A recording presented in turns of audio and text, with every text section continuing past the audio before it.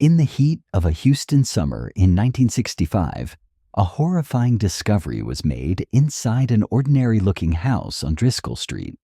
Police were responding to a welfare check, just a routine call. But when they opened the refrigerator, they found the dismembered bodies of Fred and Edwina Rogers, wrapped in butcher paper, stacked like frozen cuts of meat. The prime suspect? Their son? A man who lived in the attic, barely seen, barely heard. A man named Charles Rogers. But before police could lay a hand on him, he was gone. Vanished. What really happened inside that house? And how did Charles Rogers simply disappear like smoke in a storm? Welcome to Mystery Trails, where we uncover chilling true crime, baffling disappearances, and unexplained events across the U.S. If you love a good mystery, be sure to subscribe to the channel, like this video, and share with your friends to help us grow. Now, let's start exploring the unknown together and dive on into the story. The house had only 3 people living inside it: Fred, Edwina, and their son, Charles Frederick Rogers.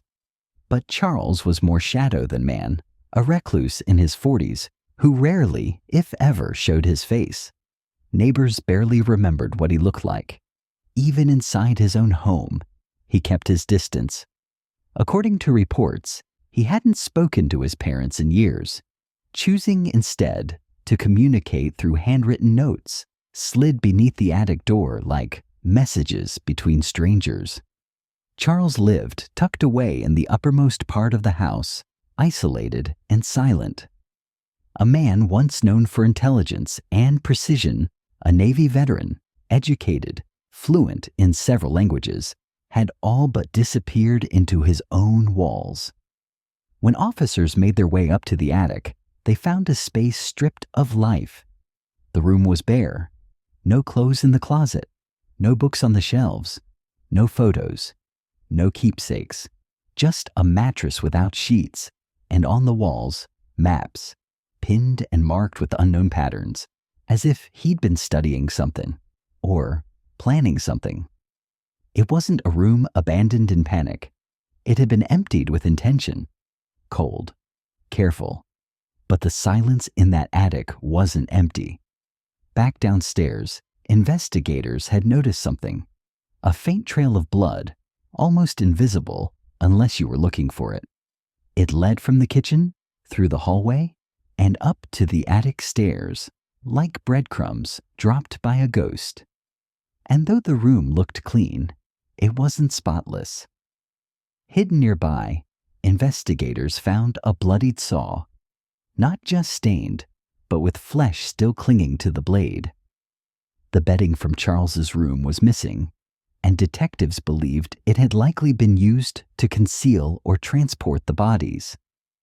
It all pointed to one terrifying conclusion. Charles had been there. He had done this.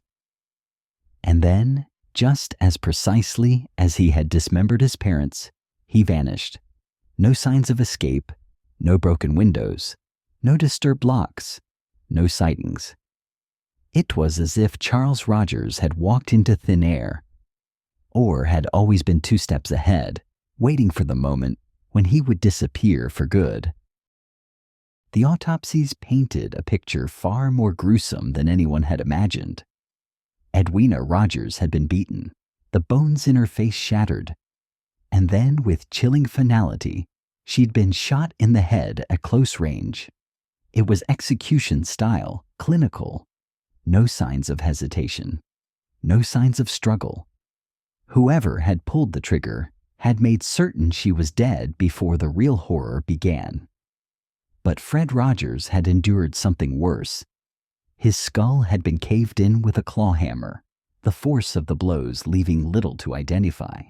His body had then been carefully and systematically drained of blood, dismembered with an almost surgical level of precision, and wrapped in clean, neat parcels like meat ready for the freezer. It was the how of the murders that haunted investigators most. This wasn't a crime of passion. There was no frenzy, no chaos. The scene was silent, controlled. The killer had taken their time, every cut deliberate, every detail methodical. It felt less like a murder and more like a procedure. All evidence led back to Charles Rogers. He was the only person with access, the only one with the privacy, the only one who could have planned something so exact. And yet, one question refused to go away. The question that gnawed at detectives long after the crime scene had gone cold. Why? Why would a son do this to his own parents? What was the trigger? The motive? The breaking point? Or was there something about Charles, something deeply hidden that no one ever really knew? As the years stretched on, the silence surrounding Charles Rogers only deepened. And with it, the rumors began to take shape.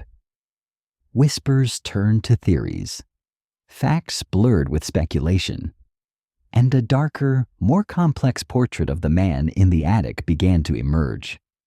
Charles wasn't just a loner. He had once been a Navy pilot, trained and disciplined.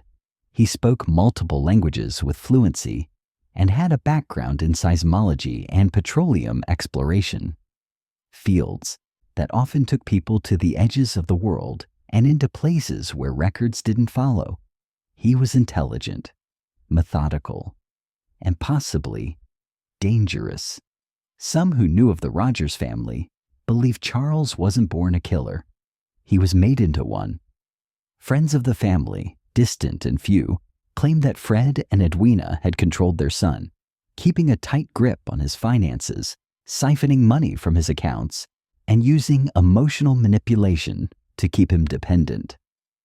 They said Charles had been growing more withdrawn for years, walling himself off not just from his parents, but from the world itself. Maybe the murders were the result of a long-simmering rage, a breaking point after decades of psychological torment. But other theories suggest something far more sinister. In 1992, a controversial book titled The Man on the Grassy Knoll proposed a theory that Charles Rogers was no ordinary man, that he had been involved in covert intelligence work and may have played a shadowy role in the assassination of President John F. Kennedy. According to the authors, the murders of Fred and Edwina were not just personal, they were strategic. A clean severing of all ties before disappearing into the shadows. If Charles was involved in something classified, something dangerous, his vanishing act might not have been an escape, but an extraction. Then there's the theory that Charles used his background and connections to flee the country entirely. Some believe he made his way to South America, vanishing into the jungles of Paraguay or the remote mountains of Brazil, living out his life under a new identity. Quiet, hidden, watching the world search for him through news clippings and aging wanted posters. But despite decades of speculation, one thing has never changed. No body was ever found, no sightings ever confirmed, no fingerprints, no trail, no closure. It's as if Charles Rogers walked out of that attic and into the dark, leaving behind nothing but butcher paper, bloodstains, and a mystery that refuses to die. The Icebox murders remained one of the most disturbing unsolved cases in Texas history. A reclusive son, possibly brilliant, possibly broken. Two elderly parents, murdered and stored like forgotten leftovers.